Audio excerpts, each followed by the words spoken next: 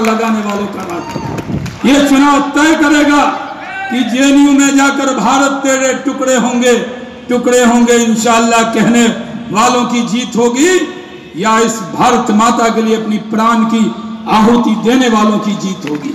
इस चुनाव के अंदर कौन उम्मीदवार है, कौन निशान है, ये तो महत्वपूर्ण है, लेकिन ये चुनाव चंद्रकांत खैरे जी नहीं, यहां नरेंद्र मोदी खड़े हैं।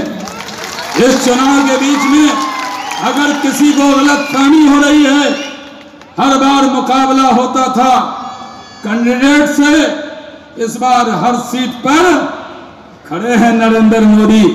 आज इसको मुकाबला करने आया है। अरे बड़े बड़े जिनका गुणगान करते वो मुकाबला नहीं कर सके। बीजेपी के बारे में एक प्रचार होता है, जब भी फर्स्ट फेज का चुनाव होगा कहेंगे नहीं बीजेपी हार रही है। फिर कुछ लोग हैं, मंडली है, वो दिखाने लगती बीजेपी कमजोर है। जिनको बीजेपी शिवसेना कमजोर लगती हो वो इधर उधर से झांक के देवेंद्र फडणवीस जी की सभा में आकर देख सकते।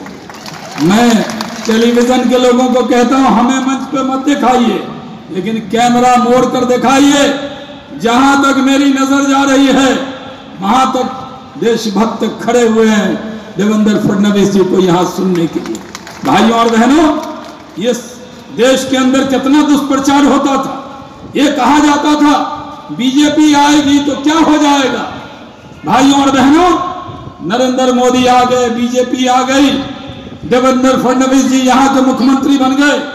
हम सबको साथ लेकर चलते, हम किसी को छोड़कर नहीं चलते।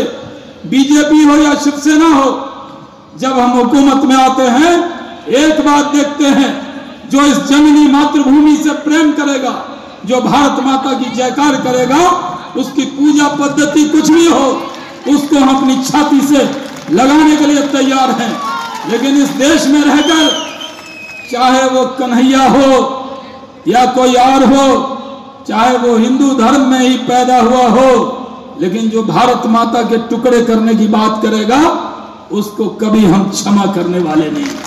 हमारा पैमाना एक है, जो मुल्क से मोहब्बत करेगा उससे बीजेपी शिवसेना मोहब्बत करेगी, ये पैमाना। और यहां पर आप जान लीजिए कि जब जब बीजेपी शिवसेना की सरकार हुई है, चाहे वो नरेंद्र मोदी जी हो या देवेंद्र फडणवीस जी हो, ये किसी की जाति नहीं पूछते, किसी का धर्म नहीं पूछते। जो दरवाजे पे गया उसके लिए दरवाजे खुले रहते। मैं आज गर्व से यहां कहने आया, मैं कोई लंबी बात कहने नहीं आया, मैं तो देवेंद्र जी के साथ आया हूं और पहली बार संभाजी नगर औरंगाबाद में आपके बीच में कहने आया। मैं गया हूं, मैं इस बार पीएम का चुनाव लगा। मेरे से आज सुबह सुबह पत्रकारों ने यहां से पूछा आप एमपी का चुनाव नहीं लड़ रहे हैं। मैंने कहा लड़ मैं नहीं रहा हूं, मेरे विरोधियों को क्यों दर्द हो रहा। जब मैं चुनाव लड़ता हूं तो कौन से मेरे प्रचार में मेरे विरोधी आ जाते। तब तो मस्जिद की माइक से ऐलान करते हैं कि शाहनवाज को वोट मत दो। और भाइयों और बहनों, मैं लोकसभा में 3 बार जीत कर आया हूं। आज जहां हैदराबाद ओवैसी साहब का इलाका है, उससे ज्यादा मुसलमान जहां रहते हैं, किशनगंज, वहां से पहली बार देवेंद्र जी के साथ युवा मोर्चा में था। तब देवेंद्र जी के साथ मैंने युवा मोर्चा में काम किया है, जीत कर आया किशनगंज से पहली बार। तब तो देश के बहुत से नेता, बिहार के भी बहुत से नेता मुझे पहचानते नहीं थे जितना फडणवीस साहब पहचानते। और मेरी पार्टी सांप्रदायिक कहते, अगर मेरी पार्टी सांप्रदायिक होती तो जहां 70% आबादी है मुसलमानों की, किशनगंज, वहां से शाहनवाज हुसैन जीत कर आए। मैं ये मत समझिए कोई शोभ आए, मैं लगातार 3 लोकसभा जीत चुका हूं। इस बार हमने तय किया एमपी का चुनाव नहीं, पीएम का चुनाव लड़ेंगे। नरेंद्र मोदी ने कहा मैं हूं चौकीदार। वो चौकीदार अकेला नहीं है, देश का एक एक व्यक्ति चौकीदार है और देश का एक एक मतदाता अपने आप को पीएम का उम्मीदवार है।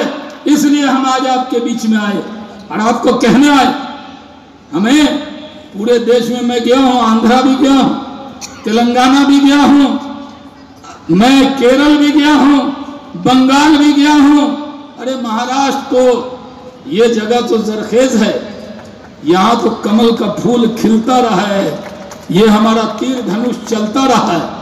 इस बार तो पथरीली जमीन पर भी कमल खिल रहा है। वो बंगाल में देखते हैं दीदी कैसे कैसे करती है। ममता दीदी माइक ले लेती है, कभी दाएं से बाएं जाती है, बाएं से दाएं आती है, सुबह से शाम तक मोदी जी को गाली देती है।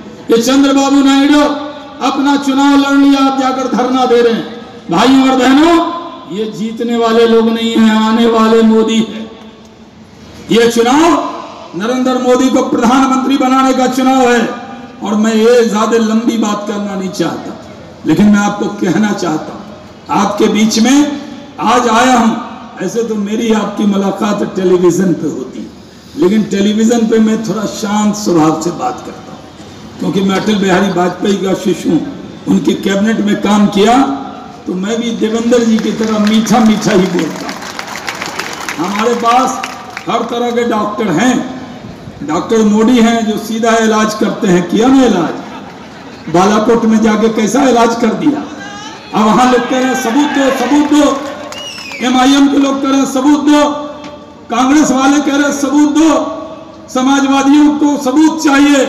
हमने कहा अगली बार ऑपरेशन होगा तो तैयार रहना, डरना नहीं, जहाज में ले जाएंगे, पहले वहां पहुंचाएंगे और तुम गिनना कितना मारा है और तो तुम बताओगे, हम उतना कबूल कर लेंगे। भाइयों और बहनों, हम लोग इस देश के लिए काम कर रहे हैं, तो लोग सबूत मांगने वाले, तो आप सबूत मांगने वालों को मजबूत करेंगे या आपके मन की इच्छा को पूरा करने वाले को मजबूत करेंगे, यह आपके हाथ में। इसलिए मैं आज आपसे कहना चाहता हूं, ये दो तरह की टीम है। यहां भी चंद्रकांत खैरे जी हमारे उम्मीदवार हैं, जो बीजेपी शिवसेना के RPI के ये हमारे उम्मीदवार हैं, और सामने जो लड़ रहे हैं वो भेष बदल कर लड़ रहे हैं। एक कांग्रेस है, एक कांग्रेस की B टीम।